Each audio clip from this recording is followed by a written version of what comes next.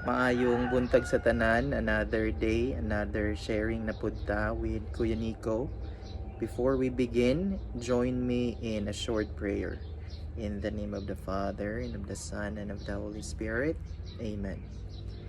Hail Mary, full of grace, the Lord is with you. Blessed are you among women, and blessed is the fruit of thy womb, Jesus.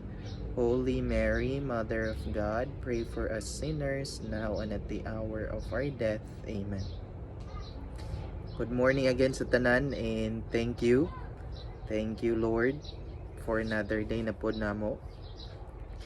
So, quick sharing ni Kuya Nico today will be about the very purpose, mission, or reason of the human life. Kani siya nga sharing ni Kuya Nico is coming from the teaching of the Catholic Church. If you read the Catechism of the Catholic Church, there are 4 main reason di ay dahilan sa kinabuhi sa tao. Ngano na ata dinhi sa kalibutan. Cool ba kayo, no? Number 1 is to know God. The very reason, purpose of the human life, the human mind that we have is to know its creator first. Creator whom created us out of love.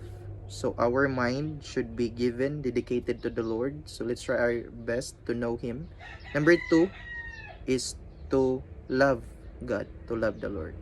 So to know God, to love God, the second one. Because we cannot love someone whom we do not know.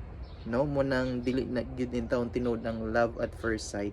Siguro na-attract ka, nagwapahan ka, nagwapuhan ka, but you cannot love someone whom you do not know. No? So knowing the Lord and loving the Lord. Number 3 is serving the Lord.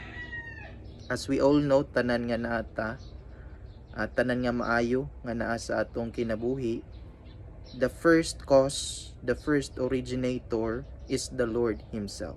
No, nothing happens without the permission of God. So we should also serve Him, not just knowing the Lord, loving the Lord, but serving the Lord as well. Fourthly, according to the Catechism of the Catholic Church, is to be with God in heaven someday. Gwapo kayo mga igsoon, no?